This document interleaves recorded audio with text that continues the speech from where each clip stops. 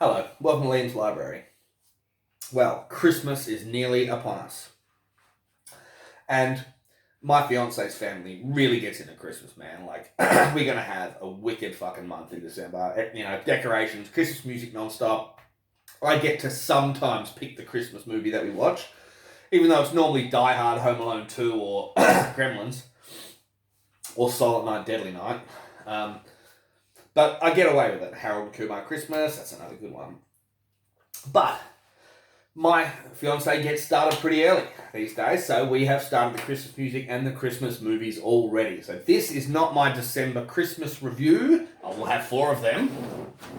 But this is a prequel because Christmas is coming, and I got roped into watching a movie last night, and it's not easy to rope me into watching something PG. It isn't. But there's one big kicker with this movie. Kurt Russell plays Santa Claus. How the fuck can I go wrong with that? Like, for real. Kurt Russell used to be in my top 5 actors. Now he's in my top 10 just because some new awesome people sort of fit in there. But he's never under 10 in my top actors list. Kurt Russell, man. Kurt Russell is Santa.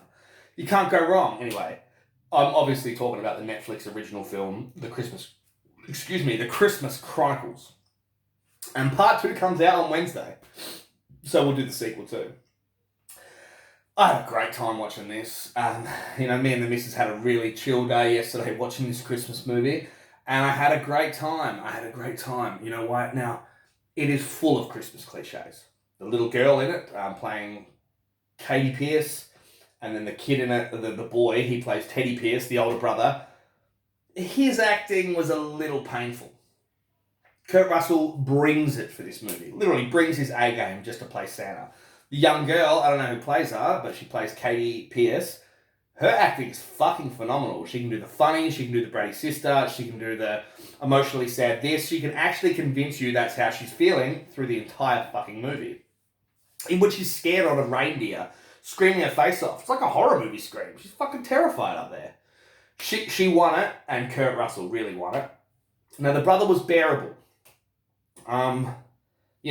He did his job, but his acting definitely needs a few more lessons, I think. Now the movie is about a brother and sister, and they grew up with their mother and father, and we sort of see a bit of that at the start with home movies, but the dad passes away. Now this isn't a spoiler. The dad's passed away in the first 5 minutes. The movie is about the kids getting a bit older, coming to grips with that. The daughter has always been a firm believer in Christmas, and the dad was a big Christmas guy. You know, he'd do all the decorations and had his favourite Christmas songs. And since he's passed away, the mum has to work at the hospital a lot. The oldest son has turned to a life of crime, and the youngest daughter still is trying to hang on to that one little belief of Christmas that she's got left, you know. And her and her brother are always fighting, and the mum is really at the end of her tether. And it's actually kind of a bit sad at the start, because the brother loved his dad that much, it fucking changed him when his father died. You know, I was little when my mum died, man. It changed me. It changes, motherfuckers. So that was convincing. Him being how he was, and any time his dad got brought up, it was just too fucking much for him. He can't talk about it, so he'd go and do bad shit. Like, that's fucking what happens, man. So, but, and I thought this was clever too.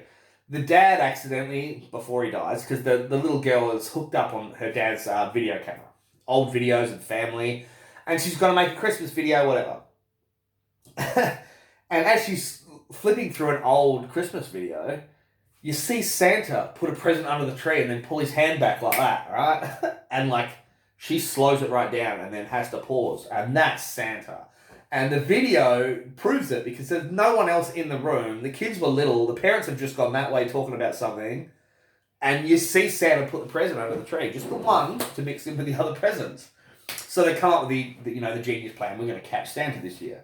And the brother's like, you know what, fuck no. And the daughter's got something on him. Like, you either help me or rah. So they make a deal. And they do it pretty clever. And they actually get Kurt Russell as Santa on tape, being hilarious with his reindeer and his presents, and then they fuck up, don't they? They stow away in his sleigh. They scare the shit out of him. The sleigh crashes. The presents go all over the place, and the reindeer is scattered. Now, this is a setup for a lot of Christmas movies. Oh no, Santa Santa's sleigh is broken. Human beings have to learn to believe again and help him save Christmas. That is a simple idea, but putting Kurt Russell in as Santa changed it up. His magic powers are way more funnier because of the jokes he sort of makes about them.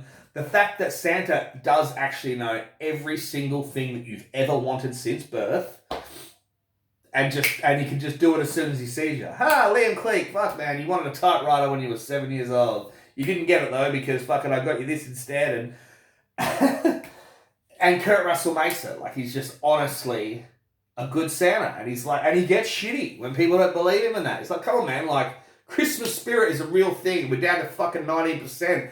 He blames world wars on people not having the Christmas spirit, which I liked because I really don't give a fuck about the whole happy holidays, Merry Christmas thing. So the fact that they are slamming Christmas down your throat in this one, with not much Jesus at all. I mean, there's a mention of a church, and that's it, which I thought was cool too. So his magic bag of presents is magic. His hat is magic. He ends up singing like this full blues song in prison, Santa Claus does, with all these like choir girls and like musicians. And, you know, Kurt Russell played Elvis in that old John Carpenter movie. And there he is, like, just doing some hell Elvis moves, but as Santa, doing this song number. Fuck, I had a great time, man. They've got to save Christmas, they've got to do this, that, and the other. Now, I'll admit, I got a bit my girl on it yesterday, because there was a few bits at the end, I'm like, oh, Jesus Christ. I have a strange panic disorder, man. Movies, when they really hit the emotional spot, I can't even fucking breathe anymore. It's like, Jesus Christ, put too much stock into this stuff. But my recommendation is for you to watch this Netflix original, The Christmas Chronicles with Kurt Russell. Even if you're someone like me and you really can't handle them Hallmark fucking, Lifetime channel fucking super G-rated Christmas movies that really jam that Christianity shit down your neck, I'd much rather, Kurt Russell as Santa, man. I mean, I know there's a movie coming out soon where Mel Gibson plays Santa and a hitman has to kill him. Sounds a bit more on the bad Santa lines, as opposed to this is a PG-13 movie. It's a kid's movie. But there's a lot of inside jokes for adults, and it's fucking piss funny. And, if you don't want to see Kurt Russell as Santa, what the fuck is wrong with you, man? Anyway, Merry Christmas. Look after one another. A few more reviews coming up. I think a few more night shifts. A couple more David Morrells. I've got a Joe Hill one to talk to you about. So just stay tuned. Look after one another. Read some great books. Watch some even better fucking movies. And don't take any shit from anyone. See you later.